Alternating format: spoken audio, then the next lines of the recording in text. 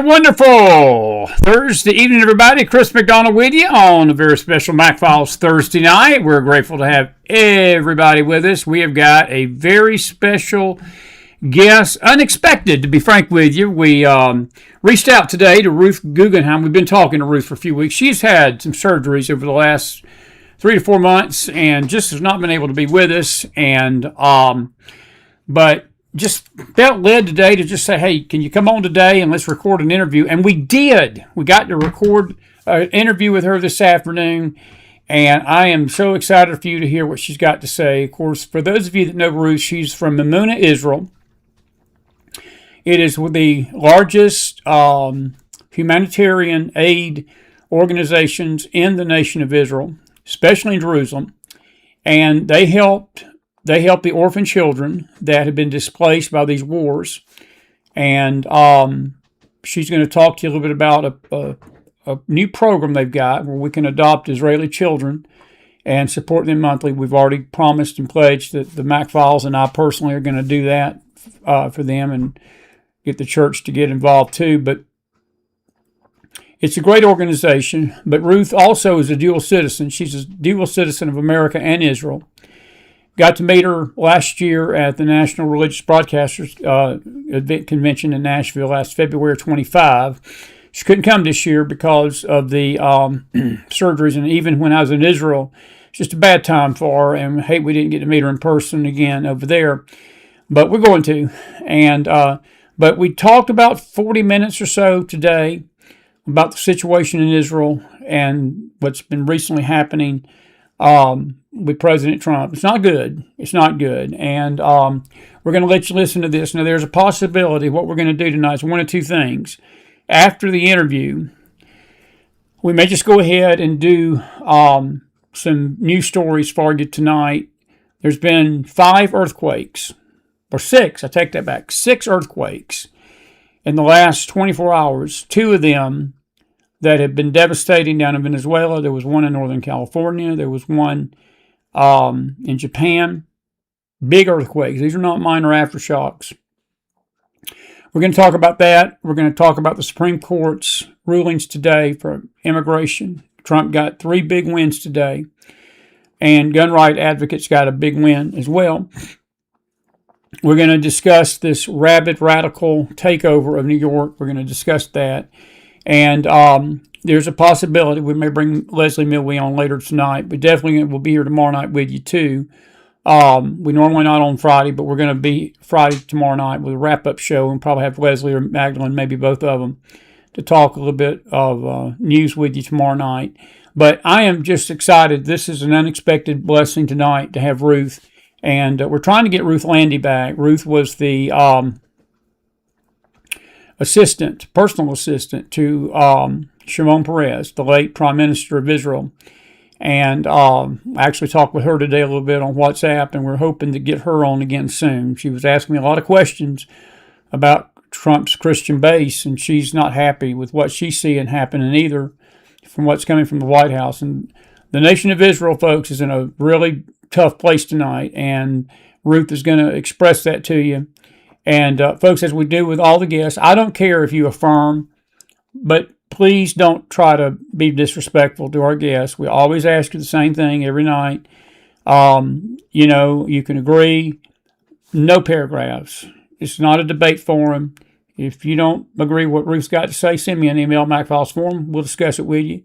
We're going to give you a chance after the interview to discuss the whole show. And so just respect our guests tonight. That's all we ask. And I think that's a simple request. And because I want to hear what Ruth has to say. And we'll hear what you have to say at the end. Okay? How about that? That's a way to put that in a kind way. But listen, I hope you enjoy this interview tonight. It's pre-recorded from today. It's good to see my friend again. She, as I said, she's had a rough year physically. And I saw her back last year, and she was sort of weakling then. She told me then that she was going through some physical things, and it all came to a head this past winter. But I'm so grateful to see her tonight and hear her voice. And I tell you what, you're going to be blessed by this interview. But I want you to listen intently to it, because she's going to tell you how the people of Israel feel about what's going on here in America. It's sort of what I already knew. But coming from her, it just confirmed a lot of things that I knew. And it will you too. All righty, listen. Sit back, relax, go get your popcorn if you like that. Enjoy this great interview. Ruth Guggenheim, emunaisrael.org. Enjoy. We'll be back to speak to you after this, and we'll see where we go from there after the interview. Here's Ruth and Chris, the Mac Man, here on a McFiles Thursday night. Enjoy. And a good evening, everybody. We've got a very special guest that we have not had on this show for a while. It's not her fault. It's ours. We have been so busy, and I know her schedule, but she's been going through a few things too, and we're just grateful to have Ruth Guggenheim back, Emuna Israel, and I tell you what, Ruth, it's good to have you tonight. I've missed you. I know our people have. They ask about you all the time, and you do such a good work over in Israel, helping these children and helping those in need, healing and from the trauma and so forth. But we are just honored to have you tonight, and I want you to know I'm grateful that you're doing better physically, and we're grateful to see your beautiful face tonight. It's good to have you back on the McFiles, friend. Chris, it's wonderful to be back. It's been months and months, and you're looking great. And hello to everybody out there. It's wonderful to be back. I want to ask you a question. The big story over here, of course, has been the Iranian war. And our country, since I've seen you last, we've just been like this, up and down with our economy. Gas has soared, and then it's fallen back, soared, fallen back. We also are, this is my personal observation. This may not be how everybody feels, but this is Chris's view of this. We've had a lot of mixed signals coming from the White House, which is never good when you're dealing with an enemy like Iran.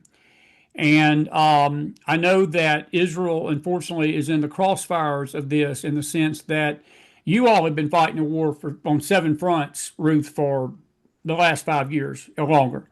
And it's like that whenever the Americans, and I love my country, but this is how I look at it. When we get involved in the Middle East over there, it's never finished good for us. But I don't know what it is about America and our government.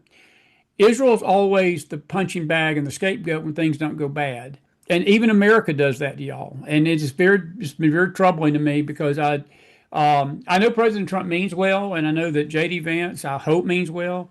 But I have found it very troubling that they have tried to make Israel the blame for this Iranian situation not working when the issue, it's not Iran. I mean, it's not Israel. It's Iran and Hezbollah, mortal enemies that would blow Israel off into the Mediterranean without even thinking about it. And I've been very saddened by that from my end. And again, I agree in principle with what President Trump's trying to do to keep the Middle East safe. But Ruth, we and you both know that Iran is not going to go away, and they are going to push this out as long as they can, and until they can get that bomb, and then God knows what's going to happen. But their hatred for Israel has not ceased. Neither has Hezbollah's, and neither have your enemies. And America needs to come to grips with this, that we're getting on the phone and using the F-bomb to the wrong people. It ain't Bibi we need to be using that F-bomb to. It's people in Iran and people in Hezbollah that we need to tell them to stop killing people and shooting these rockets into northern Israel. Now that's my McDonald's soapbox at the beginning of our interview. I'm going to turn it over to you, but it's got to be troubling to the Israelis too, is it not? Is it not troubling to Israel?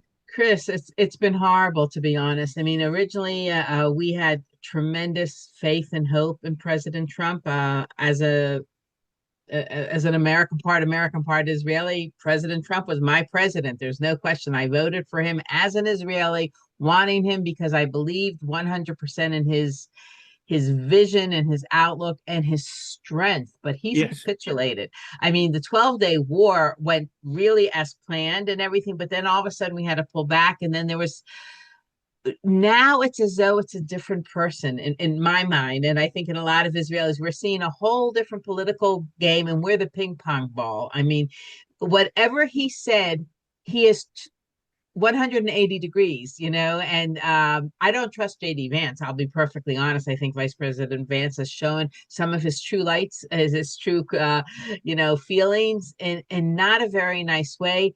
But Trump too, I don't know. Like, I think when he started to become a little bit too godlike, he thinks that he is the one out there saving the world and that everyone has to believe in him. And one of the things we as Israelis must always remember, it's not about who's pulling the shots in America or anything. It's about God. In other words, Trump started to get a little bit too big for his own ego. And when he's out there saying things, he doesn't even talk about it's our team, it's our people, it's always me, me, me. He's a very egocentric person lately. And I think the what he thought he was doing in Iran it started out right, but then all of a sudden we had to stop. And Israel has been told since the beginning of our modern history in 48, we're always being dictated to when to stop these wars if we don't take control. Like, in other words, so if America says it's time to pull back now because we want you to, because we're worried about our gasoline prices and we're worried about our food and all that, and we're worried about our boats going through the Strait of Hormuz, we in Israel have always been dictated to, and we need to also stop being dictated, listening to that, okay, that voice. And we're in a very awkward and horrible position because unfortunately we do have to rely on our allies, and we, look to America to be our true ally.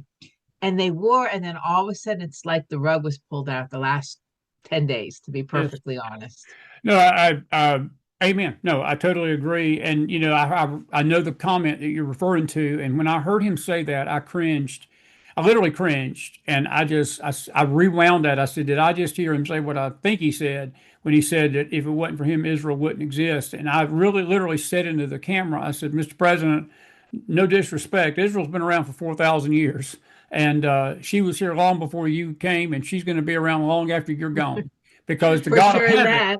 no, the And God of he heaven, also wasn't absolutely. sitting at what the UN forgets is that the UN Council voted to give us our own country. First of all, Yes, there they was a did. two-state solution at that point. It was the Arabs that turned down the half the country being split. That aside, what I'm saying is Trump was not sitting there on the UN. He didn't vote for the resolution. He was not a part of the creation of this country. That arrogance is going to bring him down very, very quickly. In other words, he but no matter what, the last few years since the beginning of our modern day history, but certainly since October 7th, which most people keep forgetting now. October 7th seems so far away in the Great point. Western world, in America. They don't remember that we didn't do October 7th. We were called into war. We were attacked. When you are attacked, your government has the right to respond. We did not start No, the war. This war that no. has been going on and on and has expanded to Iran because Iran is actually, as we all know, the donors. They're the ones that support Hezbollah and Hamas and all those people that have attacked us and constantly attack us. But I think President Trump is really going to, unfortunately, have a very quick fall if he doesn't start changing his tune all of a sudden. And the fall is going to come from up there, not from. No, no, I think there's a lot of people that feel that. I'm going to just add something to your comment about the war. Told a friend this just yesterday as we were recording this interview.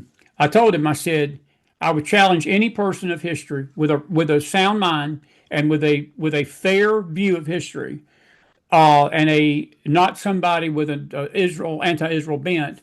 I said, there's never been one war yet since 1948, Miss Ruth, that Israel's been involved in, that Israel started. Every single conflict that you all have been in since 48, and the only exception to that is the Suez Canal situation in 56. And the reason y'all did that is Egypt was trying to block your goods, and Israel warned Egypt and they didn't do it, and Israel cleaned it up and they were done. But if even that was a minor thing, but these other big wars, the 67 war, 73, October the 7th, the Lebanon situation, Israel was being fired upon. All these things that has happened, Israel has never started anything, and they have to defend themselves. And I guarantee you, if this was America, and let's just say the Mexican cartels down below us were shooting rockets into the southern part of the country, I don't think President Trump would be sitting around on. And I tell you what, if somebody else called President Trump up and screamed at him and said, "Well, you're the reason that them rockets are coming in, and you need to be tempered in your response," I can hear President Trump right now. The F bombs would be dropping faster than the Hezbollah bombs are dropping on northern Israel every night. What people forget is that Israel's the size of New Jersey. So even Thank prior to you. the October 7th war attack on Israel, there were rockets coming to the southern border, okay, from Gaza, which again, we willingly vacated in 2005. Every Jew left the Gaza Strip, okay? and we were living there. We gave it up for peace. It was, if you recall what happened then, it was called Land for Peace, and we Israel was doing everything. Okay, so in 2005, when we left the Gaza Strip and gave it back to, then they took it over. The goal was that they would do whatever, they would be peaceful and all that. But ever since went there, Hamas started to grow, and they started to fire, send rockets and missiles almost daily. Thousands and thousands of rocket and missiles were going on way before October 7th. People don't remember That's that. right. And we had That's no right. right to go in, and we could not defend ourselves adequately, nor could we take an offensive move. So, people have to look at history. I think the biggest thing, Chris, that we all owe ourselves, every one of us, is to look at the facts, check the facts. And I think the media is totally, I mean, the media is disgusting in America. Journalists are supposed to be check finders. They're supposed to write the truth, not what they want to say, not what they think is happening, but check the facts. The facts are there. Like you said, every war, it's all documented. But I would correct one thing. With 1967, we took offensive moves. The Israel was surrounded by Well, they, seven armies, and they well, attacked sure. first. They went in and they bombed all the Egyptian airlines. I don't know if you remember the military. They went in and they went offensively and destroyed literally their air force in a matter of hours. And that was one of the most decisive moves that we could do to save ourselves. But you just said it right there, Ruth. That event was not Israel just waking up one morning saying, "Hey, I want to pick a fight with these Arab countries." Y'all were surrounded by this hate, and y'all were being provoked. And there's no country. If we would have been, any nation would have been surrounded by seven enemies like that, and the resources y'all had. I mean, I don't think anybody would respond differently. I don't look at that as Israel started that. No, the Arabs did that because they wanted to destroy it. And what happened in '67? Israel recovered Jerusalem. You got Jerusalem Right. So, back for the first so time. if everyone in your audience could think of living in New Jersey, and all the states Come around the on. seven states were coming on New Jersey's border with tanks and and their military and their air force. Think about that. Obviously, the people in New Jersey would want to be protected. I would. Let me ask you this: how are the Israeli people? I know, I know. I sense. Look. I knew this before I even asked you this. How y'all felt, but your interaction with people there, is this? Is there any sense that perhaps, and this is a stretch, but I'm just asking because there is a small element over here that believes that Trump is maybe behind the scenes, even though he's chastising Bibi publicly, that maybe he has given Bibi a wink or given him a nod to say, look, I know what you got to do. I've got to keep a public face on this, but privately, I'm with you. Is that the feeling in Israel, or do y'all believe that his public comments represent what he really feels right now? That I think we're all hoping that there really is something happening behind the scenes. I don't know how many people feel that that's definitely happening, but I believe that there's a hope that they're maneuvering, and like, look, he is a game player, so he's on a chessboard, and like, right, he might be putting on one face, but really making things happen behind it. We better pray that's what's going on, Chris. Yeah, I'll agree. No, I totally agree with that. Um, Let me ask you this: the economy and all this that's happened. A lot of people may not realize this. Even when we were shaking hands in Versailles, writing down with ink, signing that MOU with Iran, has the rockets stopped hitting northern Israel at all? I know there's a ceasefire in place, but are there still nightly attacks going on now from Hezbollah? Because I think the media's got it painted over here that Israel, of course, is just invading Lebanon and Israel's just bombing schools again. And the same narrative they used for October the 7th, which is a lie. But is it fair to It's say been that you all are still quieter under now. attack? First of all, Israel has, there is a ceasefire right now between Israel and Lebanon, and Israel has pulled back with the goal that this would become a bigger ceasefire. Obviously, we want peace, but it's not against the Lebanese government or the Lebanese people. It's that Hezbollah has such a That's correct. strong hold there. So the goal was to try to get them out of they're entrenched in the people in the cities. They're just entrenched everywhere there. So they were attacking Hezbollah, and that's what they've been doing. And now they have agreed to pull back with the hope that everything can work out, that we could sit down at a peace table. Yeah. Do you see any long-term view of this? And this is just an opinion. Neither me nor you can see long-term about this situation. That's one thing I've learned about the Middle East. I mean, it changes so quickly, and what you may think is going to happen on Monday, by Friday, it's gone another direction, and I understand that. But overall, with the strain of this that has been seen, and it's been public. This has not been something behind the scenes that you may read about in a newspaper, and somebody quoting an anonymous source. This has been pretty public what President Trump has said to Israel, and J.D. Vance too.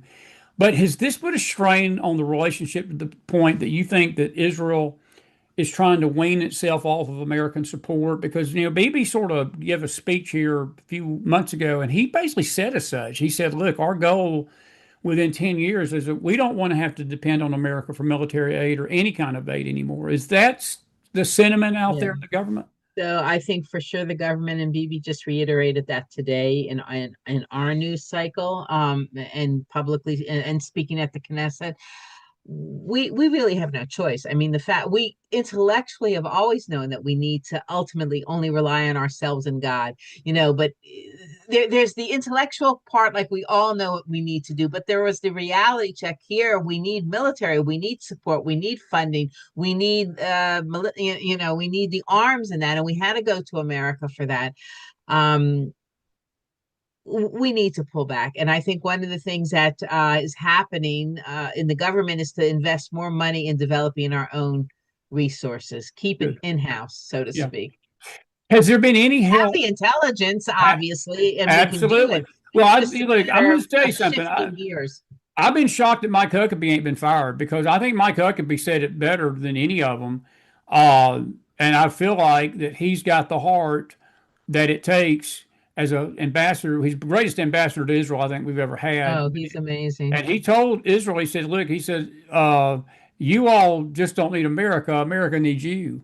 And I think we better come to grips with that over here, because the intelligence, people forget that Israel is one of our best sources of intelligence in the Middle East, and they do keep us alert of things that are going on, and that's not a bad thing, Ruth. That's what friends are supposed to do. Exactly. Not only that, think of the medical. If anyone Yes, would medical. Google top 10 things that Jews have given to the world, and they'll find out that almost every single thing, including our computers, including our cell phones, the medicines and all that, all come from our people. So if Israel had an opportunity to invest more and more in humanitarian aid and less in military and security, think of how much more we could be giving to the world. This is our blessing, and it's given to us from God, and it's meant to help the nations at large. Look, we just know that today, unfortunately, Venezuela had these two huge earthquakes. Earthquakes. We already sent humanitarian aid of people there. Israel Anyone who always does. knows the Zaka group or the Hatzalah group, we are, unfortunately, there are people so well trained in finding people under rubble and under unfortunate situations, and entrapped in buildings. We have that knowledge base. They've worked on it. So anytime there's a great catastrophe in the world, we send our nations. We're at war. No one's Thank you, helping Ruth. us, and yet we will always send people where And we are needed to help that's other humans. I'm so grateful you said that, because Israel has always been that way. They're always the first to send aid. And another thing, Israel's always the first, even if Iran had a major earthquake right now and there were people suffering, who would be their greatest help? Israel. They would be over there helping that government, the We people. help the people. They help the people, Not not the government, but they'd help the people. But it says a lot about the nation of Israel, Ruth. It says a lot about the Jewish people and the heart you all have, and I love it.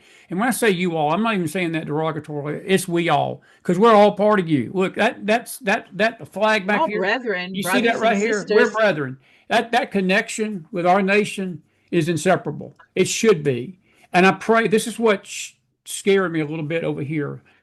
We have these radicals, these absolute radicals, and you've got dual citizenship, and I know you were keeping up with these elections too, and I'm going to tell you something. It was chilling Tuesday night to watch those election Oh, results come in New York with these rabid anti-Semitic voices and jihadist, communist, or whatever, but they are just screaming. And look, you've got a problem when one of the winners gets up and her first comments before she says thank you for the win, she says free Palestine. You sort of gives you a heads up that you've got a I know. problem. Why do we have to be in the middle of everything? You're talking about if you won an election, like, right, thank Exactly. your constituent, you know, Thank you. what's your goals? What are you going to do for your people, for your community, and all that?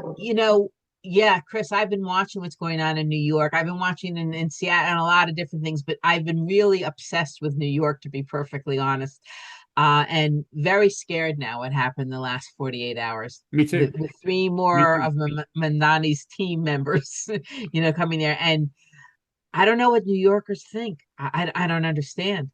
Do you see a mass exodus from there back to Israel of the Jews? The Jews are slow coming back. Some ran. I mean, some of them know, but I think, yeah. I mean, if not to Israel, they're going to go to Florida. That's true. No, they're coming to Tennessee too because we're Tennessee and Florida, and They should come to Israel. And they I should think come this to is one of the Israel. things God's setting up because he wants us to return from all four corners of That's the world. that's But he biblical, doesn't, we have 9 million. He wants all, we're small people. There's only right? 16 million Jews. But a lot of people, they see the writing on the wall, but to take the next step is very difficult. We saw this in look, we Holocaust. have 1930s to look at in Europe, the Come on. 30s and the early, we saw this unraveling for our people in Eastern Europe and stuff like that.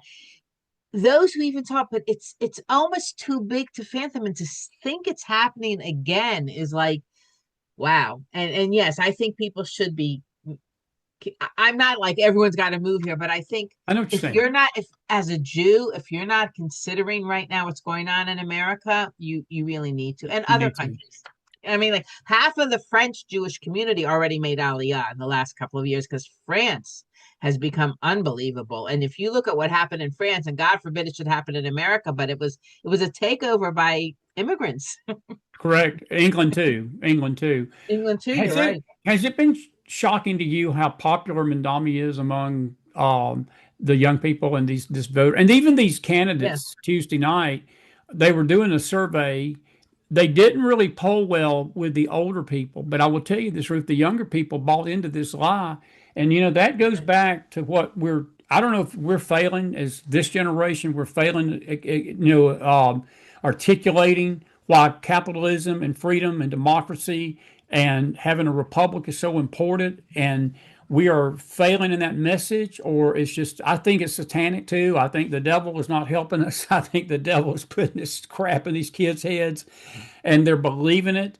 And you get them in Dami, and you get this young, charismatic, good-looking, sharp, suit dress guy, and he articulates his vision for communism and socialism and anti-Jew hatred and and these kids eat it up like a sandwich. A year ago, I was just thinking as we were talking, when we talked last year, the big story last summer was the college campuses. They were on fire with this rabid anti Semitism. You ain't heard much the last year because you know why? It's gone to the state house, it's gone into government. They don't, You're the right. college campuses don't even need that anymore. They've got people in leadership they're representing them now. And that's a scary thing too. That's a chilling thought. Yeah, you're right. You're right on that. No, I am shocked with, I think all 35 and unders in New York because they want to, but they think it's a better future. And again, they don't really know the history and they're not even taking time. And even though they could very quickly Google the facts, they don't want to. But, the minute I saw him running for office and I saw his smile, I said, how could anyone believe him? He just, to me, It's, some people look so phony and fake. And his wife, I mean, whatever you I want to know. say, when the two of them, forgive me, are in bed together, literally, figuratively, Pretty spiritually, much.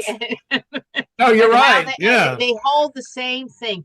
He's gotten away, he's gotten away with God knows what. When people look at, by the way, when Adolf Hitler started, people don't realize he was also only in his early 30s. Wow. I hadn't thought We about think that. of him as an old man, That's a because great point. but he wasn't an old man. People just don't realize it. He was moving and starting to move in powerful circles when he was in his 20s. He was charismatic. He had a certain charm, apparently. And it was even before social media days, but he could get in front of an audience, apparently, and they were just enthralled by his power. Again, that's charisma. People have it. He was not a big man either. Think about it. Follow him, Chris. We should all go back, look at our history, follow Adolf Hitler and follow Mamdani, and see in terms of parallels. They may have different religions, quote unquote, but they have the same heart. What is the greatest concern that you have for the how can I phrase this question?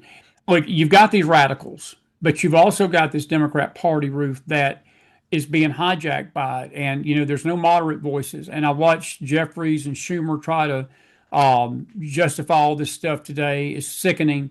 Yes. They are not going to Humor's an stand up to it. embarrassment. Is there any force other than John Fetterman in that Democrat Party that is going to stand up to this? Because basically what you're going to have is you're going to have a Republican Party versus a socialist party now. It's not even a Democrat party because No, it used to exactly. be there were moderates that at least had some sense. You didn't like what they had to offer, but they didn't sound like Adolf Hitler. They didn't sound like Vladimir Putin and the communists. It's I don't honestly know. The Democratic Party is no longer what we all know this. It's not what it was. It's not anything. It's a whole, it's been hijacked. Perfect word. It's very interesting, Chris. You may or may not know, most Jewish immigrants, when they came after the Holocaust to America to start Mhm. a new life, and they call it the Golden Medina. It was like the Golden Land. I mean, everyone was from the end of the 1800s all the way until recent times. You went to America because you were looking for a better life, clearly. And the majority of Jews were all Democratic. My parents were Democratic. I was Democratic till I chose to become a Republican later. Most everyone's switching gears now, but we as Jews, whether you were to the left, meaning, religious or not, as Jews coming to America, having that American dream, we Good all right. were registered Democrats. Yeah. And that's no I think, longer the way it and, is. and that's where I was really going with that question because the Jews in general over here, the Jewish people, support the Democrat Party more than they do the Republican Party. And I've been seeing a lot of posts today on X with Republican senators and representatives saying, hey, if you're Jewish, think about us, think about us. But I would say this to the Republicans, if you're going to put your money, if you're going to say stuff like that, you better put your money where your mouth is, and you better stand up to this radical wing of this country because, Ruth, it's not just a political party, it's a movement. It's these kids. I mean, these are kids that are going to be ruling over us pretty soon. And I think it's Isaiah in Isaiah chapter 3. It talks about when, Israel was going through a very tough time spiritually and she was below. Isaiah through the word, he said that the children will rule over them. And I think that we're seeing that take place right now in this country, and it's happening before us, and that's not good, buddy. That's not good. Listen, I want to shift gears. We can discuss how bad the world is. I want to talk a little bit how good the world is over in Israel with you. Amuna is such a precious organization, and I know most people know what you do, but you got some kind of program out where people can help kids and Yeah. orphans. Tell us a little bit about that. Okay, Um, thanks. Yeah. As you do know, Chris, I mean, Amun is one of Israel's leading social service humanitarian aid organizations, and we have nearly 160 projects around the country that help, abandoned, abused, and orphaned children. That's a part of our main focus. Is we have 5 residential homes where these children do come by court order. Again, many of them are orphaned. They've lost their parents for various reasons, or they have parents that are not well enough to take care of them. They may be hospitalized, institutionalized, whatever.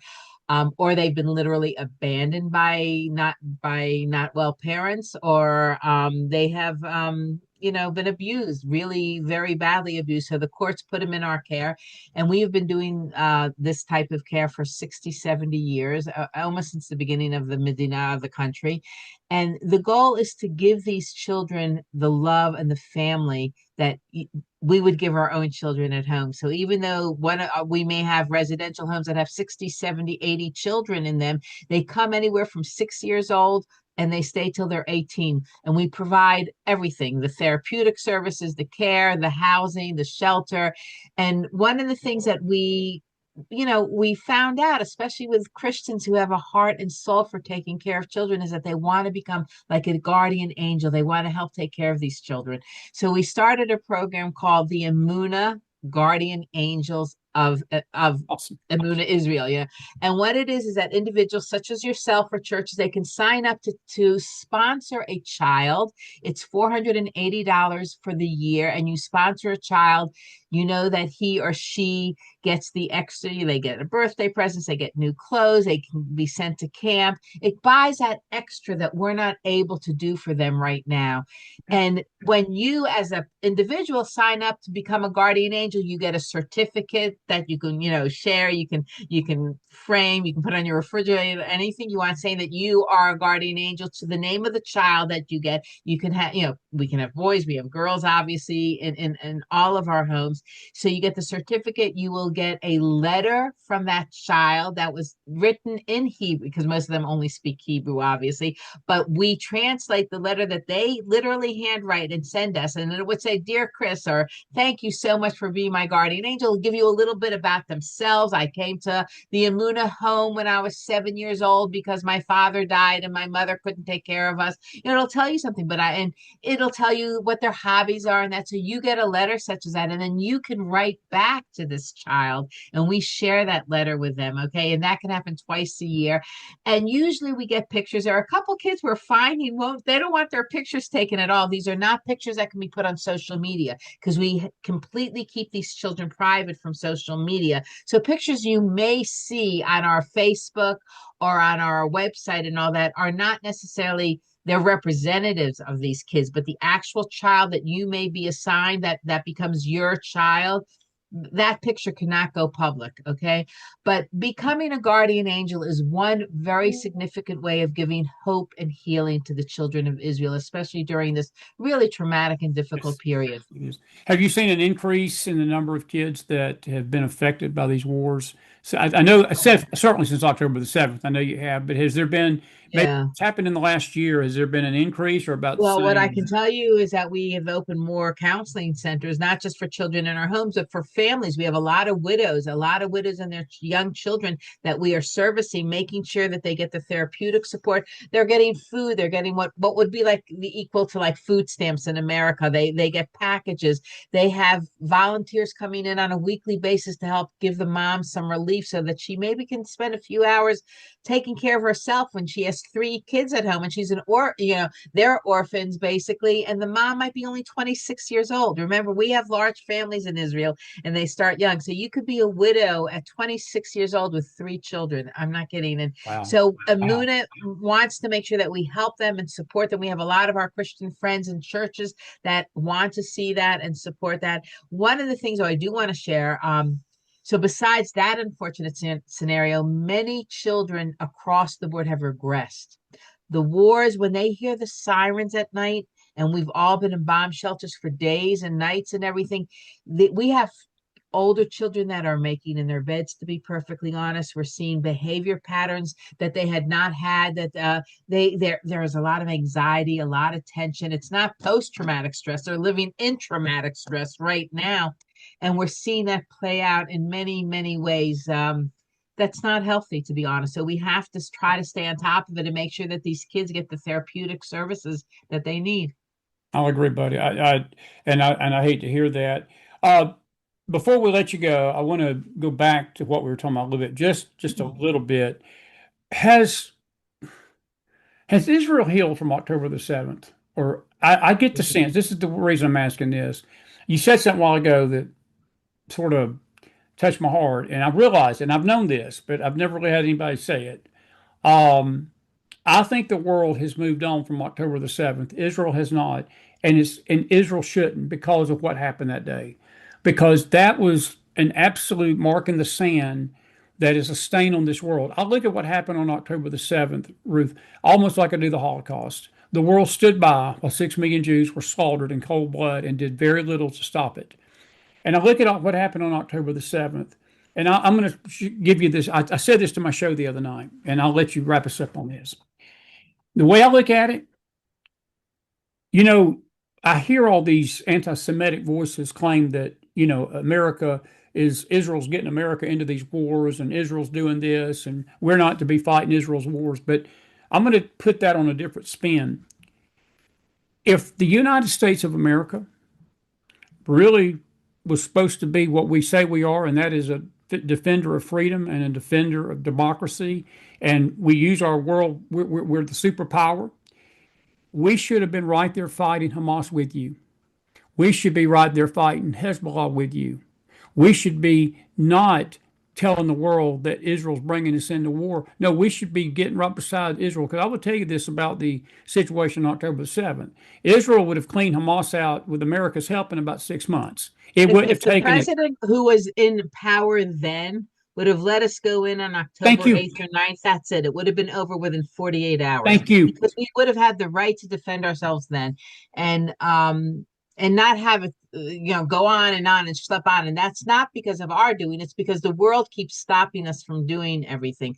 So yes, you're Is that absolutely an accurate statement that if America truly helped y'all and got in these trenches with you, that these conflicts, because that was Trump's big spill when he was running his mouth at the G7, that, well, this is taking too long. And I wanted to say, well, what the blank do you want Israel to do, Mr. President? It's taken long because this is all we do with them, and their Well, enemies. Trump just stopped us again. I mean, like again, we shouldn't have stopped after the 12-day war. Then there was that 1-day war. I don't know if you remember. Yes, I Two remember the weeks ago, 1 day war. we Yeah, call it the no, I 1-day do. war. You know, I do. um, we need to finish it. Look at all the things leading up to some of this stuff. People forget how we did the beepers. I haven't. I checked. We've done I don't some have beepers amazing. anymore, but I don't buy one anymore. I can tell you I don't blame you, but that. we have a way of knowing what to do when we need to do it. But you said something, and I wanted to respond to it, and all of a sudden I'm having like this senior moment with that. When you say like, "Are we over it?" Chris, how the blank can we be You over it? can't You be had over it. yesterday, there was a hostage female speaking at the UN, talking about the rape and sexual abuse she went through, and yet they didn't accept it. There have been reports and reports about the sexual abuse given to not just women but male hostages also, and yet the UN has denied every single one of those reports, but have accepted any report that Hamas sent in about the sexual abuses that the Israelis are doing to their people in prison and all that. Yet there's no documentation, there's no nothing. Not only were some of these hostages documented by the terrorists' Come on, phone. buddy. We're Come not on. making. We all saw pictures of girls having blood dripping down their Right. pants and everything, and we all saw pictures, unfortunately, of babies slaughtered in the houses and mothers holding them, and they were killed in cold blood and burned and everything. Are we over it? We will never, You never ever be over it, be Ruth. over it, Chris. You won't. There are real people here who have been hurt. Every Jew, every Israeli, Jewish, Gentile or not, even Arabs have been affected by October 7th. Yeah. Well, I will say this to our audience tonight. You that are listening to us, and you may say, "Well, this is Israel's problem." No, it's the world's problem. It's us. It's our problem too, because they're the enemies of Israel are the enemies of America.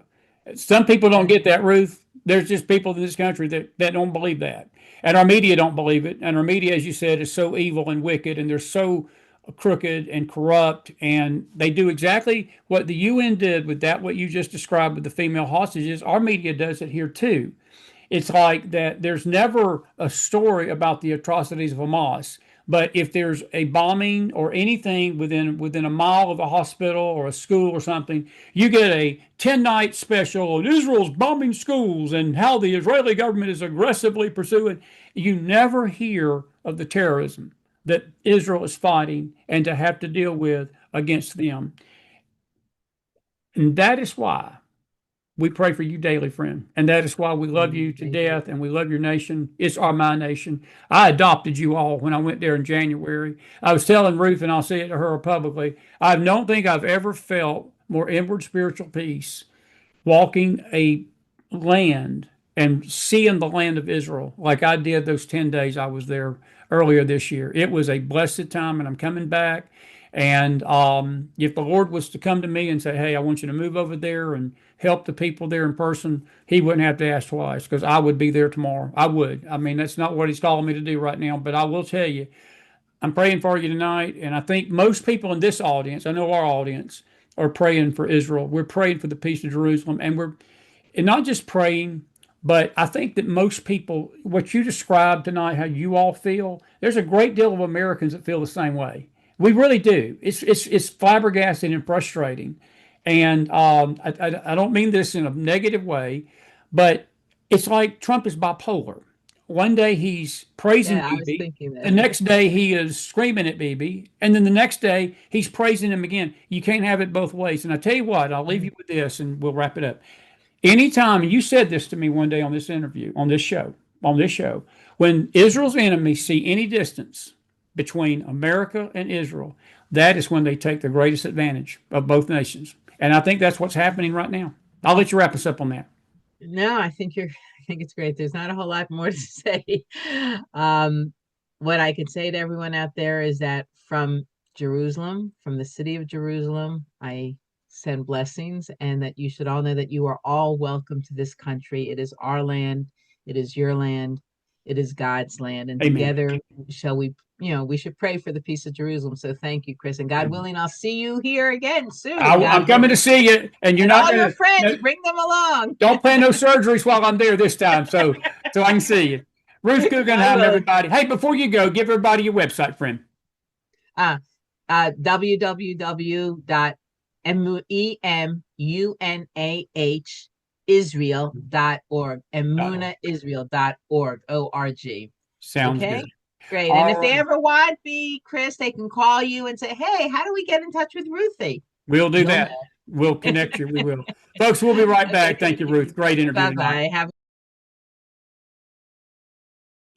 And that is my dear friend, Ruth Guggenheim. What a beautiful lady right there, inside and out. God bless her heart. And I tell you, I was just tickled pink today, as I said, when she, I had taken a chance to see if she could come on tonight. And when she told me she could, I mean, it had to be today. It's 4 o'clock in the morning right now. I don't think even as much as Ruth loves this show, she ain't gonna stay up. She ain't gonna stay up to 4 o'clock in the morning.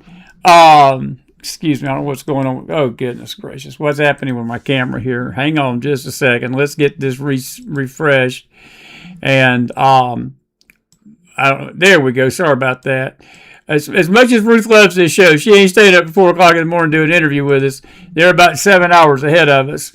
But we interviewed her this afternoon, and it was really a good interview. And as you heard tonight, her heart, folks, I think her heart is our heart. I feel the same empathy. I feel the same anxiety over what what we're hearing over here. I do want to come back over here to our wire, our screen, and I want to look at something. I'm going to show you something that she was talking about. Some of you probably didn't see it today, and I didn't see it until after she mentioned it, and then I sort of went looking for it, trying to see what she was saying, and I tell you, it was disgusting. This is the UN this afternoon, and I want you to watch the two things. You're going to see the lady that was a victim of the October 7th attacks talking through a Zoom call, but I want you to look at the expression of the UN representative. This sums up the UN, folks. This sums up the UN. Roll the tape. Roll the tape. Special Rapporteur, your report speaks about violence against women. Why is there no mention of Hamas? On October 7, terrorists stormed our kibbutz, murdering, kidnapping, and burning. They touched me and sexually abused me. I was beaten and mutilated before blacking out. I wake up half naked with 7 terrorists standing over me, not knowing what happened to me in those lost moments. I went through days of pain and horror in captivity, and even now the feeling of being powerless and violated still lingers. I came back with a broken hip, a broken jaw, and a scarred soul. People see my face and think that I'm free, but freedom is not a switch. Trauma doesn't vanish once you are released. Now, every air raid sirens and every rocket from Iran throws me back into that hell. On October 7, and in captivity, Jewish women were raped, abused, and humiliated. And you, special rapporteur, you choose silence and denial. Miss Al-Salem, you say there was no evidence of sexual violence on October 7. I'm standing here today, not as a report, not as a statistic. I am a woman who survived. I am the living proof of sexual violence by Hamas. When I, another Israel woman, begged not to be raped, why were you silent? Please look at me. Do you believe us now? Will you apologize?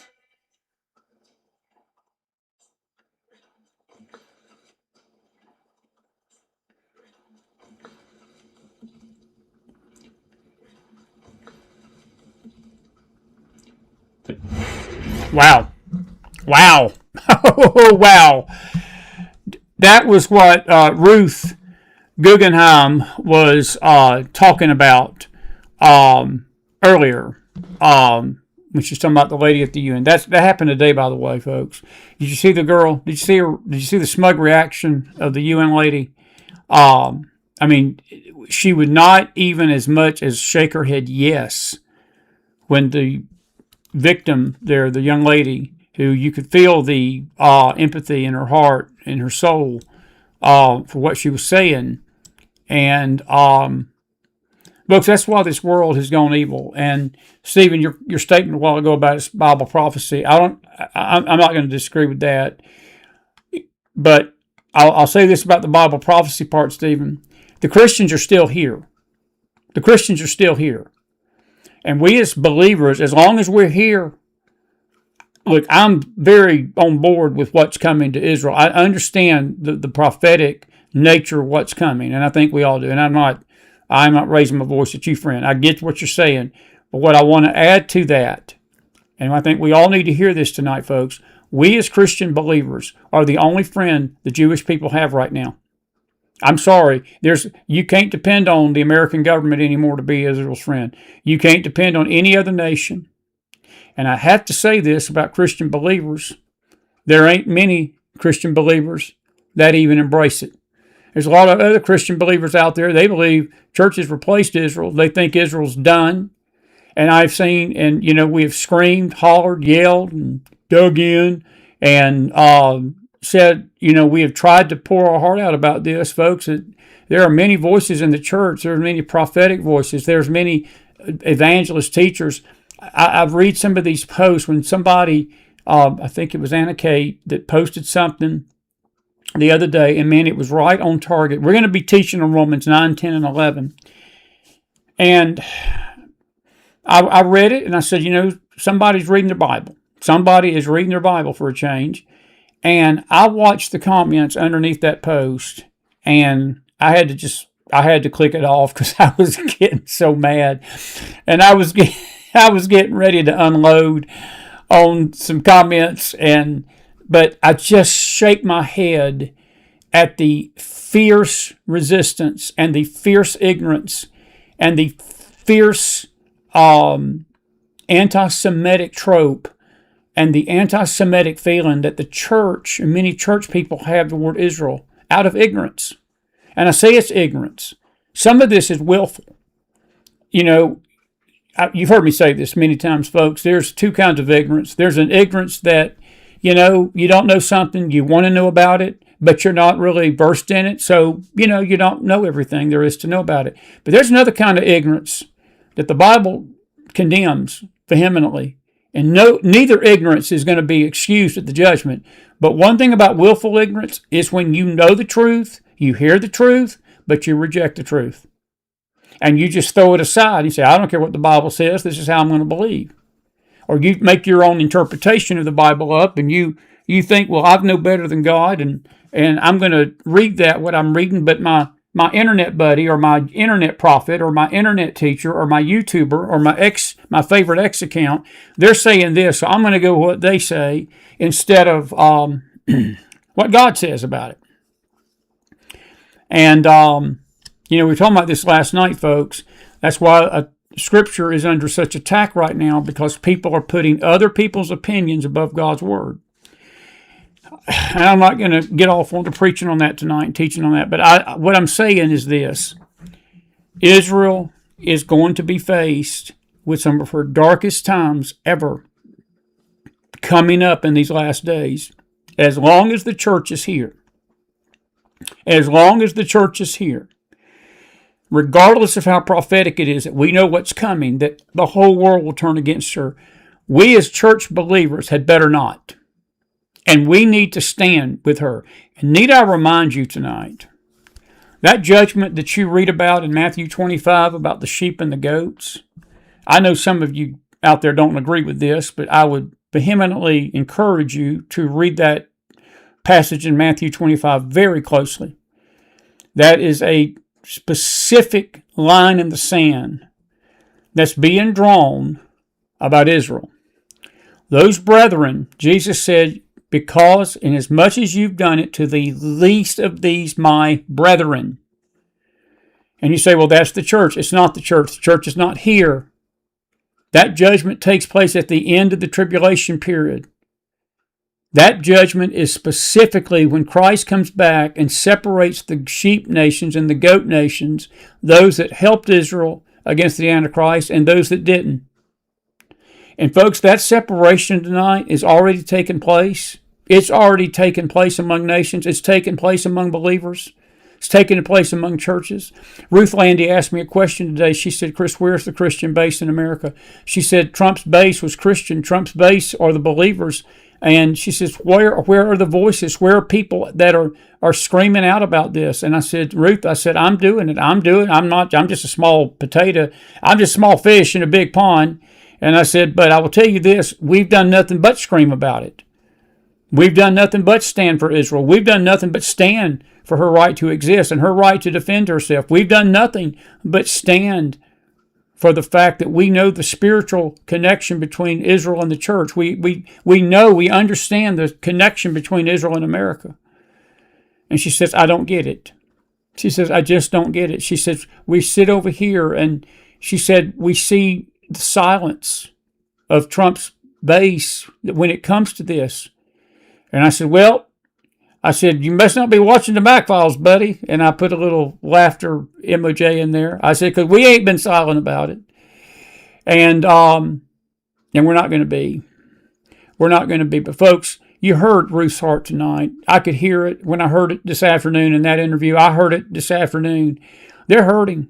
They're hurting. It hurts. It hurts the Jewish people. And I don't know if President Trump, maybe he's just, again, his ego has gotten in his way, this has gone to his head, that he thinks that he's infallible. And look, I'm grateful. He had some wins today at the Supreme Court. These temporary passes that the Biden administration was giving out like cotton candy during his year to these illegals that they come over here and they were told, well, you can stay here temporarily. And many of them didn't stay here temporarily. They came and stayed forever, and they had protection of our government and protection of these judges. Three judges basically told Trump that this was unconstitutional. It took it all the way up. Trump took it all the way to the Supreme Court. Supreme Court came down and said that his administration has the legal right to kick these people out. It's going to involve about 3 million of them. 3 million of them that are going home, and going home quick. It may even include Ilhan Omar. It may include Mrs. Omar. Boy, wouldn't that be peachy? That'd be an early Christmas present. But anyway, that video that you just saw, it epitomizes the world and how they feel about Israel. That lady was so cold, and the absolute silence and just the expression on her face, folks, this is the epitome of the world. And do not believe for a second that Israel don't see this. They do. They see it. And it hurts. And I think it hurts us that love Israel and understand Israel's place in the plan of God. Not all Israel is going to come back and survive what's ahead, neighbor. 2/3 of the Jewish race. Only a third. Ruth said there's 16 million Jews. You do the math. You do the math. You multiply that by 2/3. That if the Lord came back tonight for the church and the Antichrist was revealed tomorrow, or whenever the Antichrist is revealed, once that takes place, the Great Tribulation takes place, you multiply 16 million by 2/3. That's how many are going to perish. And you say, well, where'd you bring that out of? Did you pull that out of your hat? No, it's called something, the Bible. It's right there in the book of Zechariah if you care to read it. If you care to read it. But a third is going to be saved. And when you look at that, and it says, all Israel shall be saved, well, all the remnant that is that survives what's coming, all of that remnant will be saved. But God views that remnant as the whole nation at that point, because there won't be nothing left of the nation but that. So that's some food to chew on tonight. That's some food to chew on. That's some food to chew on. Anyway. That is pure evil, and I'm seeing the comments out there. It's disgraceful, Susan. It is. It's very disgraceful, and it is demonic. And but that's the world, folks. That's the world. Anyway, and I do encourage you to go to the website. It's a good website, and so forth. If you got any questions, real quick. Gene says, that was a very good interview. It's an eye-opener. We've got to pray for Israel and stick with them through thick and thin. Yes, we do, Gene. Good to see you tonight, buddy. Good to see you tonight. Dennis says, thank you, Ruth. I agree with all you said. I am old, so I can't do much, but I pray always for Israel and its people. Dennis, we all can do that. You know, Dennis, that's in many ways, that's a good point. There are some of us that can't do much, but at least we can pray. And you know something, Dennis, at this point, I hate to say this. I would be happy if we could just break even and not have this anti-Semitic stuff go out over the internet. I think most people that at least have a heart for Israel, and I got a beautiful audience here. I love you guys. This is the most precious group in the world to me. And, you know, we don't put up with it. One reason you don't see anything in this chat, because McDonald ain't going to put up with it. Big bad bear Chris. Let's put it like this. They don't want to mess with the Mac Man. But we don't put up with it here, and we're not going to. And we've lost guests. We've lost some dear friends that I have watched them go out and say some of the most vile anti-Semitic remarks about Israel. And I just said, you know, if that's how you feel, you won't be coming back. Not that they care. Probably they don't care, and that's okay too. But they're not coming back here. And then the funny thing about it is many of them, I'll catch them every now and then saying, well, I don't understand why I ain't on the McFiles anymore. And somebody says, I don't understand why they're not here. Well, I tell you what, if you're slurring Israel, you're in the wrong dojo here. Because we love Israel. We all in about what God's got for her. We're not pushing a political state. We're not pushing, we're not buying in that all the world's problems is because of Mossad. And we don't buy into the fact that the Jews are the seed of Satan. And we don't buy into the fact that they're the synagogue. If you're lost tonight and you don't know Jesus, you are a synagogue of Satan. That word synagogue in Revelation, I don't know what I'm getting to do on this tonight. When people start using Revelation 2:9 and Revelation 3:9 and saying that applies to the Jews, what Christ was referring to the church. He was addressing the church. And anybody tonight, neighbor, that don't know the Lord, you are a synagogue of Satan. I don't care if you're a Jew or a Gentile. I don't care whether you're America or Mega. You're not getting to heaven because you're Mega tonight. You're not getting to heaven because you're a Gentile or an American or any other nationality. You better know Jesus Christ tonight, neighbor. Because if he's not living in your heart, Satan is. That's what Christ was really telling the church at Pergamos, and he was telling that to the church at Philadelphia. He was speaking about the church. The church. There are many professing Christians that are the synagogue of Satan. Israel does have her problems spiritually tonight. She does. She's away from God. But let me remind the church. It is our job. The reason God formed the church, and the church was formed, was to provoke his people to jealousy, to come back to Christ. And we're doing nothing of that.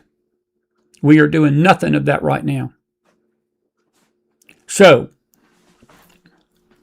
I'm all good. Because I lay my head down at night and I rest very well, knowing where we stand on this. I've got no qualms saying what I got to say about it. I'll leave it at that. Good stuff, Dennis. Dennis, I appreciate the prayers, and thank you for praying for Israel. We need a lot of folks to be praying for Israel. I'll amen myself. Oh, oh, oh. Carol, you know, you're right. She did. She had contempt for that woman, and she had contempt for Israel. And that was so pathetic. But folks, that epitomizes, Carol, that look, the way she acted, that's how many act in this country.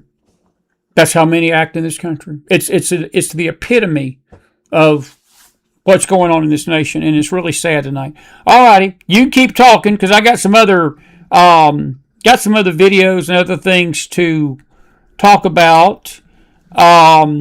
This is President Trump today. I want you to look at this, and I got some few things to say about President Trump. He posted this today about Iran. This is some of the mixed signals we're getting. I'm all in, folks, for him taking this regime down. I really am. I just wish when we do this stuff that we would stop playing games with him and do it. But he posted this, and I want you to watch this real closely. Roll tape. Since 1979, the clock's been ticking. Iran has killed Americans every year for 47 years. 160 dead. Hostage has been killed. 180 attacks from Iran on Americans. Past presidents appeased Iran. $1.7 billion in cash to Iran. Refused to enforce sanctions. While Iran pursued nuclear weapons. Could make 11 nuclear bombs. Missiles that could soon reach the American homeland. Imminent production of a nuclear weapon. Too close for comfort. When will Iran have a nuclear weapon? Never. Well, thank you, we President hope Trump. They need to thank God for that. I love President Trump, but that again, is this arrogance that he thinks he can single-handedly stop this regime. He cannot. Folks, let me remind you tonight, this is an empire. When you see the word Persia in your Bible, Persia is an empire. It is one of the 6 empires of the past that persecuted Israel and has oppressed her in the past. Assyria, Egypt, Babylon, Medo-Persia. Medo-Persia. It was the place where Esther, the first active Holocaust of the Jews, took place under Haman. Tried to, at least. It was attempted. Esther, Persia, Daniel, Ezra, Nehemiah. They came back from the Babylonian captivity and rebuilt the temple after that. Greece and Rome are the other 2 nations, and then a revised Roman Empire and a revised Grecian Empire of the future. The nations that are mentioned in Scripture have all oppressed Israel in her past and will likely do it in her future. But let me remind you tonight, again, that empire is going to be here at the end when all this battle of Armageddon and all these nations are coming against Israel at the end. Persia is going to be right there with the Antichrist. So that lets me know it ultimately don't matter what we do or don't do, even though it's good that President Trump is trying to keep them from a bomb. But I would remind President Trump, it ain't him that's doing it. He needs to understand that tonight, and I don't know why he don't. I really don't. I love him to death. I vote for him again. It's not a fact that I wouldn't vote for him or I'd remove my support for him. But this is what is troubling, and it troubles Ruth. She's a dual citizen. She's a citizen here, and she's a citizen of Israel. And she votes over here. And you heard her tell you tonight, she voted for President Trump both times. I did. I voted for him 3 times. And but this is what makes it so troubling and complicated. All of that video was fine up to the end. What he should have said at the end was, with the help of God, we're going to make sure she don't. But this attitude that never, we can't know that. We can't know that, what she's going to get and what she's not going to get. I'll leave it at that. Persia's going to be with them when they're attacking Israel. This is an interesting video. This is from Todd Starnes, and I hadn't heard from Todd lately. He's not on Fox anymore. But I want to play this. In fact, let me come back over to my X account. I want to pull this up. This was an interesting thing that we had on tonight, and I want to come back up here and see if I can find it. I'll just cut and paste this, and then I'll play the video, and you'll understand the video when I play it. It seems that the Southern Baptists were meeting here recently. They've elected a new head, Russell Moore, and I'm going to this will make this a little bit more understandable. Let me do this just 1 second, and then I want to cut and paste this. Actually, this is from William Wolfe, who followed Todd Starnes, reposted this. Let me see if we're following William. We're not. But I want to pull this in. Todd Starnes posted this, and I'm going to play you the video and let you listen to it. Todd says, just this a friendly reminder that it was the Southern Baptist Convention that invited the Islamists to invade our nation.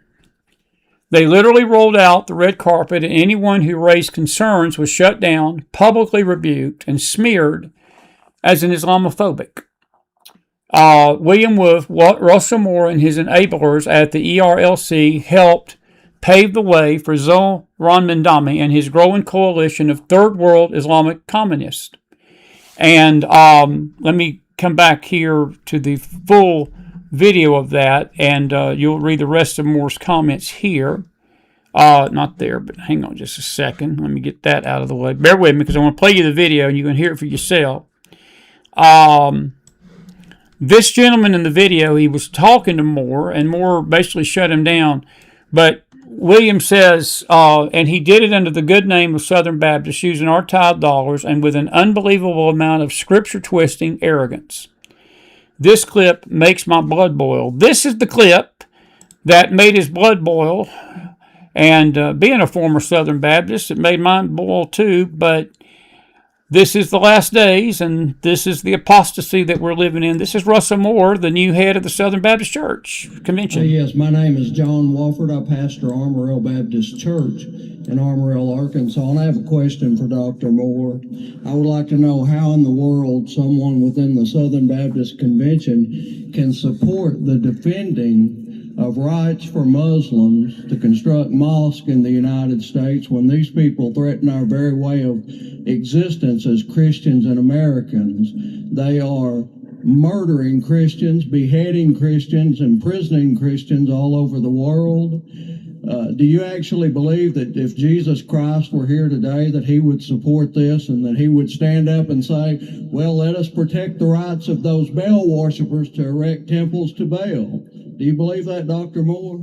You know, sometimes we have to deal with questions that are really complicated, and we have to spend a lot of time thinking them through and not sure exactly what the final result was going to be. Sometimes we have really hard decisions to make. This isn't one of those things. What it means to be a Baptist is to support soul freedom for everybody. And brothers and sisters, when you have a government that says we can decide whether or not a house of worship can be constructed based upon the theological beliefs of that house of worship, then there are going to be Southern Baptist churches in San Francisco and New York and throughout this country who are not going to be able to build. And the bigger issue, though, is not one of self-interest. The bigger issue is the fact that we have been called to the gospel of Jesus Christ. A government that has the power to outlaw people from assembling together and saying what they believe, that does not turn people into Christians. That turns people into pretend Christians, and it sends them straight to hell. The answer to Islam is not government power. The answer is the gospel of Jesus Christ and the new birth that comes from that. Thank you, Dr. Moore. Now, what you just heard there is some morsels of truth that Mr. Moore, I hate when people call themselves doctor. What is he a doctor of? This arrogance in the church just wants to choke. You want to choke on it. But anyway, what he said at the very end is correct.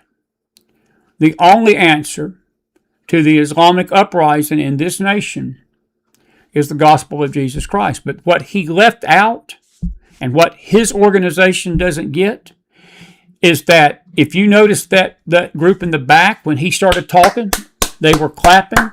And the man that was speaking, and I get Moore's point about that if you start regulating who can worship and who can't, they can do it to the Christians.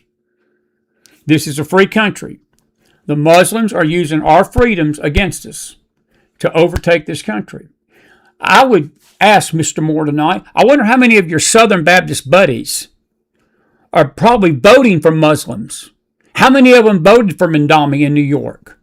See, this is the problem, folks. The church, see, that sounds real smug and that sounds real spiritual, what he's saying there. And again, all error and all things that destroy our country always come on the back of truth. There were some nuggets, little specks of truth in what Moore was saying. And, talking about pretend Christians, don't get me started on pretend Christians. And I love you Baptists. I'm a former Southern Baptist, and I get it. But let me tell you something. If you think for a second that there are not pretend Christians in the Southern Baptist Convention, you need to ask yourself, why are you allowing your people to back Mandami and allow your people to back these candidates like we had elected Tuesday night? If you don't think that's pretend Christianity, give me a break. And it's like I heard William said, it makes his blood boil. I'll agree with that. And this pastor, and I'm not saying that I agree totally with everything the pastor was asking, because, again, folks, we love the Muslims. This is not about hating the Muslims. We love the Muslims. We want to see them come to Christ. But can I just be blunt with you tonight? I don't want to see them in power. And me not wanting to see them in power doesn't mean I don't love them. It doesn't mean I ain't praying for him. It doesn't mean I don't want to see him come to Jesus tonight. But I don't want him ruling our country, because their ideology of Islam and that of Christianity is completely opposite. And again, I will say this to the man behind the podium there about what would Jesus say to these Baal worshipers? Well, he would say the same thing to you like he would say to them. Repent. Repent.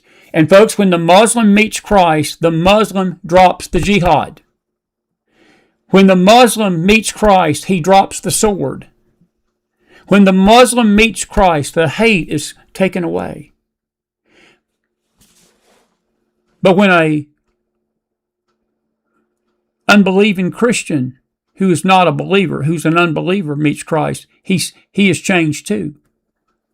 This is not just about the Muslims. And again, we in the church, we tend to pick on groups. We like to make a group our enemy. So that's where I sort of disagree with the guy at the beginning a little bit. He was almost making it out that the Muslims are our enemies. The Muslims, their belief system is our enemy. The spirit behind the Muslims are our enemies. But the Muslim people, folks, we need to pray for them just like we pray for the Jewish people.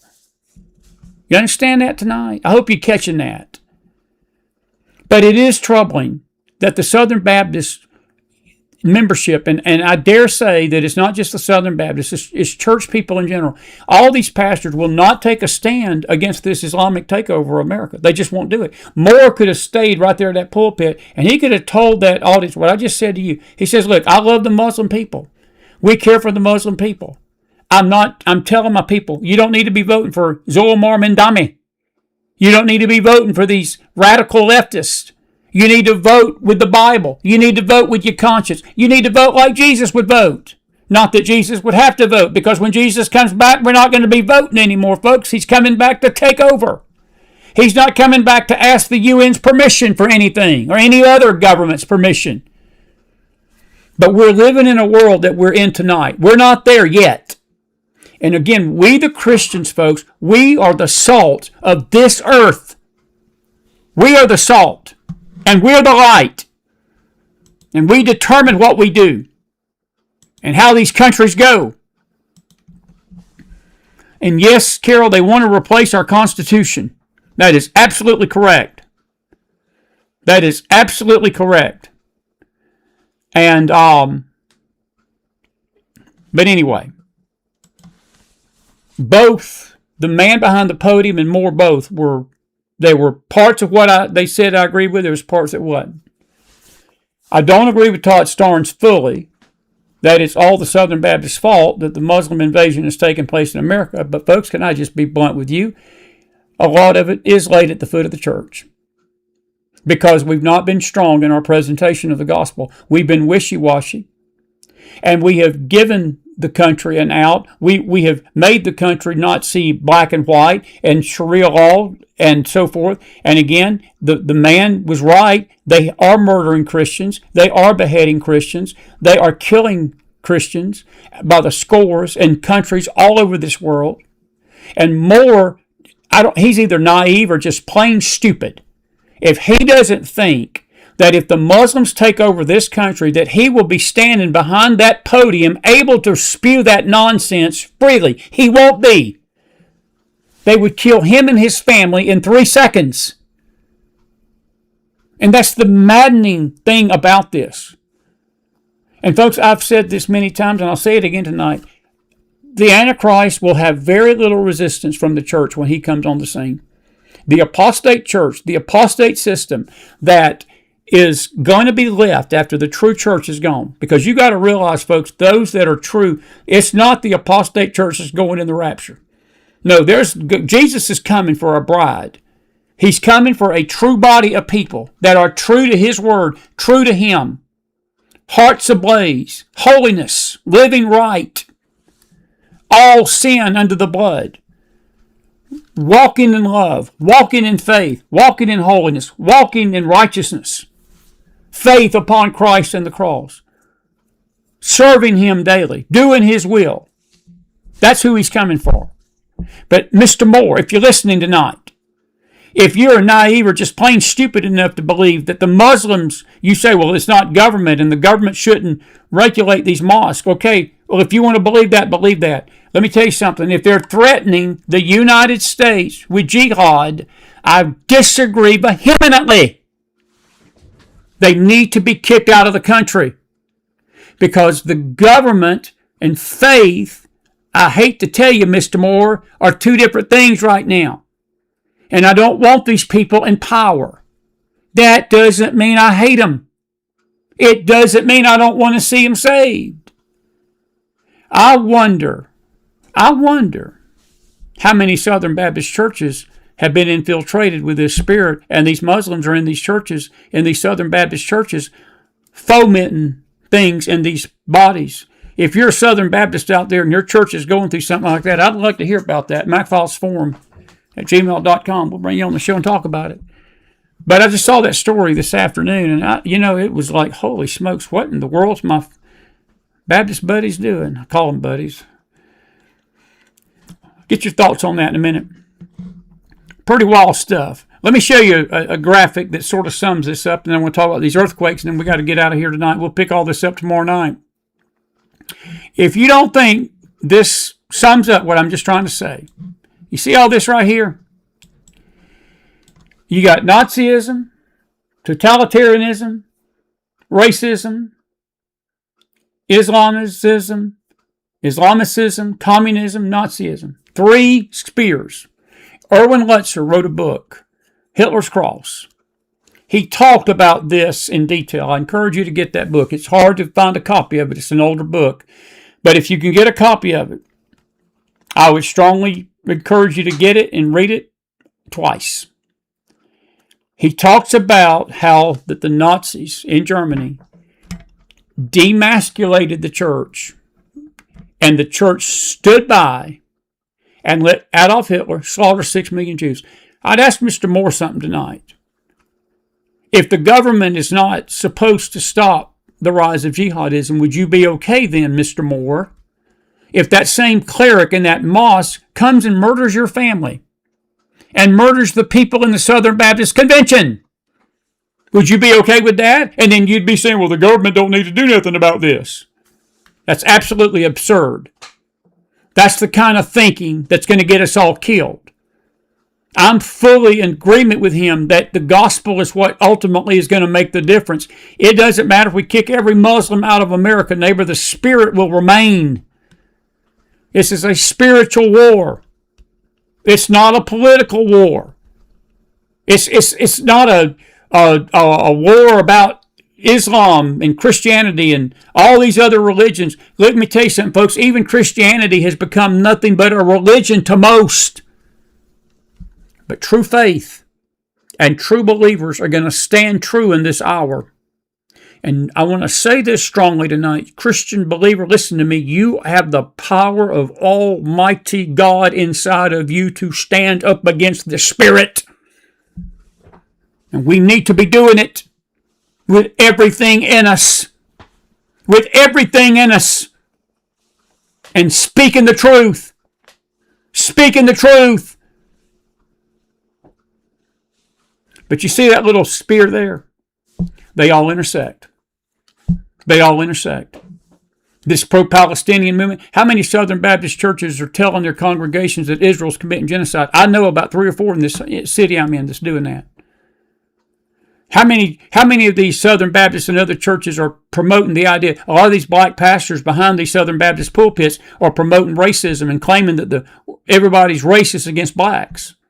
That's what the Nazis convinced the world about, that the Jews were vermin and the Jews were this and the Jews were that, and they passed race laws so that if you wasn't an Aryan German, if you wasn't an Aryan white, and you wasn't that, you were going to be exterminated and eliminated.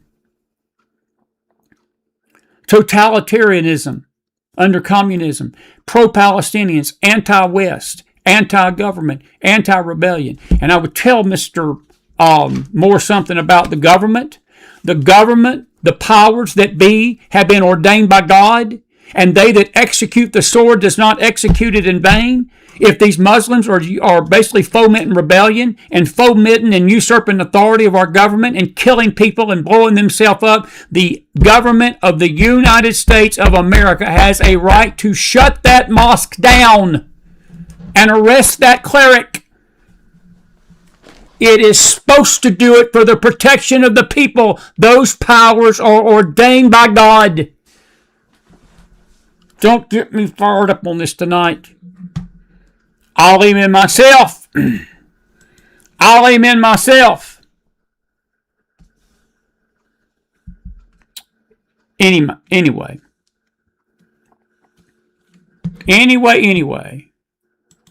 Put some fire in that house. Gene's with me. Gene's with me. He said, Chris, you got me fired up. It's called sedition, Pat and Deb. That's exactly what it's called.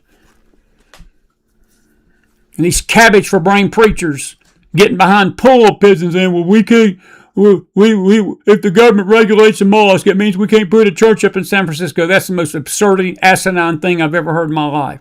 Let me tell Mr. Moore something. If you're putting up a church and you've got anybody as an American pastor behind that church, I don't care how bad a pastor or good pastor is, Americans are not getting up right now, at least not yet, and calling for jihad against America. But these clerics are. Where do you think all this craziness in New York City is coming from? Where do you think this craziness in New York's coming from, neighbor? And I heard Fox say it again this morning, and I totally disagree with them, and I love Brian Kilmeade and all of them. And they were talking about, well, this ain't going to play well in the country. Don't be so sure. Don't be so sure. When you got idiots, and I hate to say that about Mr. Moore, that's why I'm not Southern Baptist no more. Thank God. But I'm not part of any religion. I'm a believer. Somebody asked me over this week what denomination I belong to. I don't belong to any denomination. I'm a believer in Jesus, Spirit-filled, full of the Holy Ghost, on fire for Christ, preaching His Word. I don't represent any group. I pray that what you see and hear in me, I represent the kingdom of heaven. I pray that's what comes out. It's the kingdom of heaven that is at hand. But let me tell you something, friend. His idea, well, if we monitor these mosques, then that means the government can force us not to build a church in San Francisco. That's the most craziest thing I've ever heard in my life. The church is not regulating the building of the mosque, my friend. They're regulating the violent uprising and the usurping of authority in the mosque. Now, what Moore is saying, see, what's he going to do when there's a left-leaning president in power again, and there will be eventually in this country, where our voters are just that stupid to put another Joe Biden in eventually. It will happen. It may not happen right away, but it's going to happen again. I didn't think what would happen Tuesday night in New York would happen, and it did. And it did. And it did. But I want you to remember this little chart right here. We're going to put this in the Telegram room. But what you see is what America is doing right now. This is America in capsule right here. And the church is just absolutely paralyzed and silent about it. We're silent about it. We do not war with flesh and blood, but with principalities, powers, and spiritual wickedness in high places, neighbor. This is a spiritual war. This is a spiritual battle. But when it comes to protecting people and protecting our families, let me tell you something. If a mosque and a cleric is calling for Sharia law and calling for the beheading of Christians, that's violence. That is against the law. That is against our Constitution, and the government has every right to regulate that, sir. Goodness gracious, how can we be so stupid? How can we be so stupid? All righty, let me get off of that. Woo! By the way, some good news. A couple of quick things, and I'll let you go tonight. Colombia's new president. Good news tonight. He's going to open the embassy in Jerusalem. Who would have thought that just a year ago with this fascist government and fascist regime that was in power? They're going to open an embassy in Jerusalem. That is excellent news there. By the way, I think I posted this the other night. I'll post it again. You think you're being tolerant? I would say this to Mr. Moore. I want to send this to him. You think you're being tolerant? You think you're being inclusive? You think you're being open-minded? No, sir, you're actually being conquered. You're actually being conquered.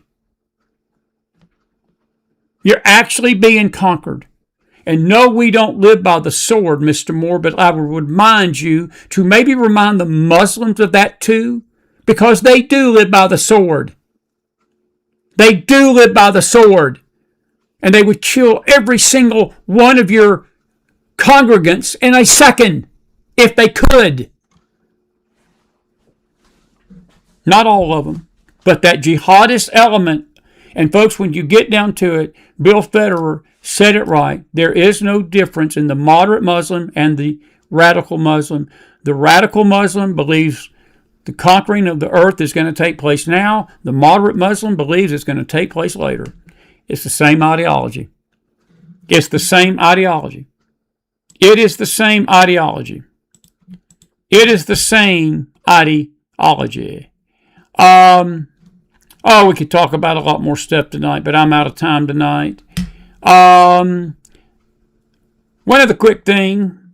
This is Fox News this morning about the support of the Democrat Party for communism. This was eye-opening. Roll the tape. 42% capitalism. Okay, so for those people who say, well, New York doesn't represent the country, what about Washington State, their mayor's race? What about the Seattle mayor's race? What about what happened in Washington, D.C., that mayor's race? What about the fact that AOC is up in the top three, and she was the first to break through among the top three for presidential candidates? What about the fact that one of the women who beat your established chairman of the Democratic Hispanic Caucus believes in no deportations, no borders, and no prisons? Mm-hmm. So unless you're going to call them out, that is your hot commodity right now. And Mondale was asked, is this a new standard for the Democratic Party? You know what he said? Yes, we welcome it. So if you have a problem with being labeled any of these things, deal with it in-house. Because right now, the hottest thing in the Democratic side are the crazy lefties who believe socialism is the template for America's future. That statistic, that's crazy. 66% prefer socialism in the Democratic Party. So if we're gonna win this fight, then you got to exploit the weakness. Very well said. There's the poll, Myra Flores down in South Texas. Democrats now prefer socialism over capitalism. The Democrat Party is a socialist party now. We have all seen what the leftist socialist ideology has done in California and other countries. It rots and destroys everything. We've not talked about Tuesday night until tonight. I'm going to talk about it a great deal more. I want you to listen, though, to this interview. This is one of the crazies that got elected Tuesday night. Mr. Moore, are you listening? Mr. Moore, Southern Baptist folks that don't think that we need to regulate mosques in this country. Listen up. Delegation, and you're going to appear in all sorts of people's ads. All sorts of Republicans' ads to say, this is what you're going to get if you vote for the Democrats, a communist. I think that framing is one that I've been very proud to be able to say I don't respond to. One in which I have been very intentional to say I won't be reactive. We are presenting a vision of what we're fighting for. And I think for far too long, we have had politics that is reactive to what Republicans are doing. What we need is Democrats who are actually going to present a positive vision, one that sets the tone for what we should be talking about, which is the issue of affordability, which is the issue of how our budgets are moral documents. If we say that we want to invest in working people in this country, then we need to do that, and our budgets need to reflect that. If we say that we value immigration and immigration justice, we need to make sure that is also reflective in our policy. And so I'm very proud of a campaign that we built that centers those ideals, that centers those values and that vision for what we need as a community. And that's how I'll continue to move forward in Congress. And I think that for far too long, this reactive conversation of what we should be afraid of has prevented us from being able to have a politics of hope and a politics of life that Democrats can actually identify with. That is such a crock of you-know-what. That is such a crock of you-know-what. If you knew what this lady has stood for in the past, just last year, by the way, folks, 12 months ago, you know where she was at? She was on Columbia's campus screaming anti-Semitic rhetoric that Israel was an apartheid state. Israel has committed genocide. Just a year ago. She sounds so moderate. Oh, we're just hope and we're just going to change. She's probably part of the Southern Baptist Convention because that's what they believe they're going to do. Hey, one final thing. I want to play you this. This lady is Lisa Blunt. She is a congressional woman. She was asked by CNBC if there was any example she could point to where socialism worked, this is the Democrat Party. This is the hypocrisy of it all. This is America right now. Roll tape. Where has socialism ever worked, Senator? Is that another question, or is that for the next interview? That's definitely for you. You said fish doesn't work everywhere. I just want to know one place where socialism has been beneficial. Well, when you have me come back on, we can talk about all the races across the. Oh, listen to this. She don't even want to talk about it. They don't want to talk about it. They don't want to talk about that 66% right there of their party that literally believes in socialism. Now, I don't know who did that poll. Of course, CNN is a bunch of idiots. They can't add how 66 and 42 add up. I don't have any answer for that.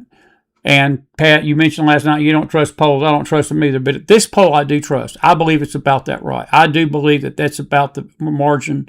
It's about 2/3 of the Democrats believe in socialism. And folks, that evidently does not just encompass a wild, because you know what we've been told, and I got to quit. I'll pick this up all tomorrow night. Listen, we've been told that the Democrats are not radical. That's only just this far, far, far left wing is about 1/3 of the makeup of the party. In other words, that little third has hijacked the party. Well, according to that, that's not 1/3, folks. That's 2/3. That's not 1/3. That's the whole party. And then this imbecile, excuse me, Lord, for some of these things tonight. I don't mean to call names, but this imbecile name me one place where socialism works. Did you hear her dodge it? She wouldn't even acknowledge the question. Oh, you had me back. We'll talk about the races. And was that for me? Did you ask me that? She knew exactly what he was saying. The reason is they can't show you anywhere it worked, folks. It's never worked. And socialism and communism are hand in hand with each other. I think my buddy James R. once told me this. Socialism takes you over. One thing you can be sure of, when socialism takes you over, and it turns into communism, it's easy to get into it, but to get out of it, you got to shoot your way out of it. You've got to have revolution to get out of it. And that's about the truth of it. And we're this close to it tonight, folks. And when you've got church voices saying the crazy nutcase stuff that Russell Moore was saying, and again, there was elements of what he's saying that I agree with. The gospel is the answer. There's no arguing that point. The gospel is the answer for this hatred. But I remind Mr. Moore something, that when it comes to government, it comes to regulating law and order and peace in this country and regulating revolution. Jesus expects and God expects governments to protect its citizens from violence and murder and jihad. And if a mosque and a cleric is calling for the jihad and the overthrow of the U.S. government, you've got sedition, you've got rebellion, and the government is more than justified to shut it down and to deport such cleric and throw him in jail. That's not being hateful. That's not being Islamophobia. President Trump, I think I saw a meme. I'm not sure he actually said it. Wouldn't doubt if he said it. And somebody, if they ask McDonald, are you Islamophobia? I would say, no, I'm not Islamophobia, but I am a great fan of not having my head chopped off. I'm a great fan of not having my head chopped off. I think I'll amen myself on that. I will amen myself. All righty. One quick thing. Susan, your question about Erwin Lutzer's book. That is it. You've got the book, How the Cross Was Needed or Used to Promote the Nazi Agenda. That's it. It's on Amazon. Erwin Lutzer. Thank you, Cleo. Good to see Cleo in the house tonight. It was unbelievable, that book. And that book will encourage you. It will tell you a lot. It will tell you a lot about how the German people got deceived by Hitler. He used the church to do it. And I'm going to tell you this, folks. The Islamic movement of this country is using the church to do it tonight. This whole takeover of America, They're not doing it with just government. They're doing it with the churches. They're getting these churches to get on board with what they're doing. And when you have people like this head of the Southern Baptists saying the crazy stuff he just said and not standing up against it, not going to be that hard. It's not going to be that hard. All righty. I'm done tonight. Listen, you got 5 minutes. I've been keeping an hour and 40 minutes. I might as well keep you 4 more minutes. If you got something to say real quick, I'm going to give you a chance. Some of you have been doing some good commenting out there. Good to see Mark Casey tonight. Good to see you, man. I'm with you too, man. Good to see you, buddy. Any questions tonight? Any questions? Any comments?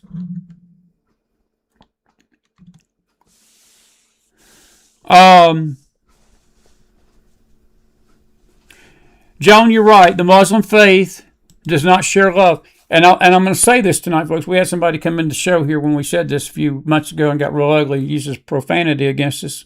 Folks, the Christian faith tonight, a true believer does not hate Muslims. None of us hate Muslims. I don't hate Muslims tonight. As I said, I'm not a big fan of getting my head chopped off. And I hope none of you are either. They hate us. Many hate Christianity. And I'm not going to go as far as to say all Muslims do. But I will tell you this, they hate the Jews. They hate the Jews. And they hate Christians the same way. We're the little Satan, Israel, we're the big Satan, Israel's the little Satan, or vice versa.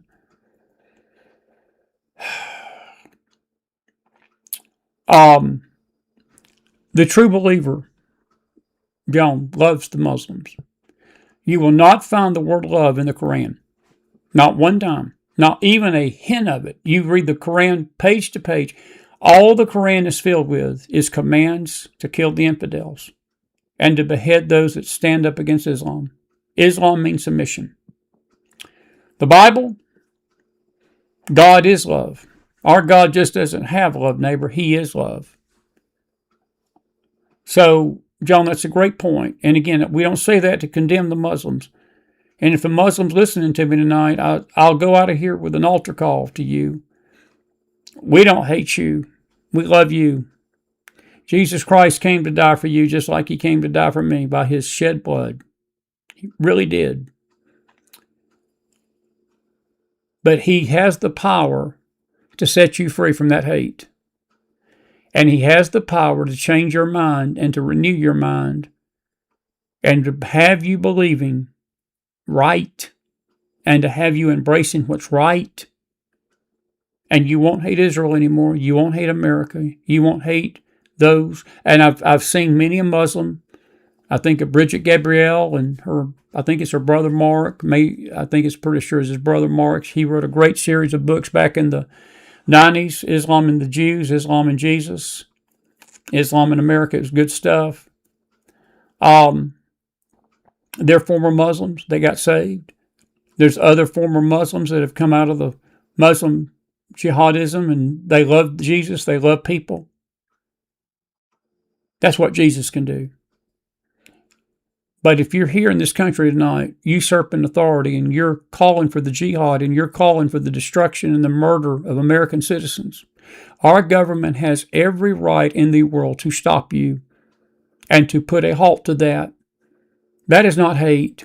That's just good old-fashioned common sense, which is at a premium these days, it seems, behind pulpits and Southern Baptist Convention podiums. But we love you, but we're not going to let you kill us. We're not going to let you kill our children. We're not going to let you kill our families. We're going to stand up to that as we should. And the church, as long as we're here, needs to speak out and be heard. And be heard. And be heard.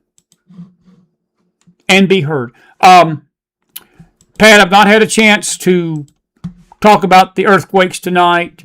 I ran out of time. I'll just show the chart. I'm going to deal with them tomorrow night. There have been devastating earthquakes around the earth today. Folks, this all happened yesterday. Look at that. 1, 2, 3, 4, 5, 6. Venezuela got hit by a 7.2 and a 7.5 back-to-back yesterday. At the same time, Japan got hit by a 6.9. California got hit by a 5.6, but there were 2 other earthquakes in the Philippines and New Guinea, and it's close. New Guinea's down there close to Cleo. I'm not sure she saw any effects of that, but that's close to Australia. But you had 6 earthquakes, but the 2 that really got the attention of the earth was the Venezuela. Pat and Deb, you asked me what's going on. The earth is shaking. The earth is shaking. There's a shaking going on in the heavenlies. There's a spiritual war, the spiritual warfare that I've been talking about all night long.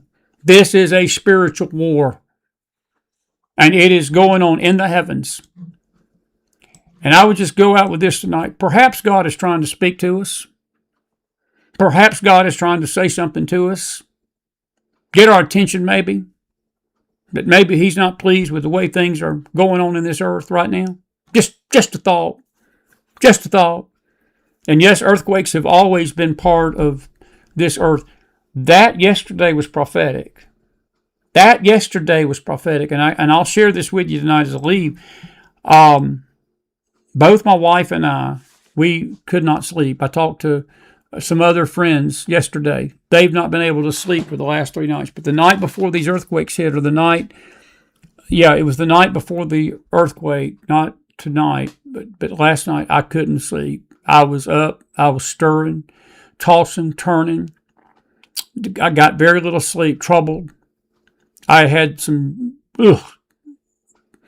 deep dreams the night before that, and I don't want to share them publicly, but troubled me, had me troubled. But there was something going on in the spirit realm last night over this country, and there was something going on in the spirit realm over this earth. And then these earthquakes hit yesterday, and I was like, holy smokes. Holy smokes. So we'll talk about it more tomorrow night. But yeah, Deb, it's prophetic. It's prophetic. But it's a shaking. This earth is in travail. It's a sign we're getting close to the end. It's a sign that we're getting close to the end.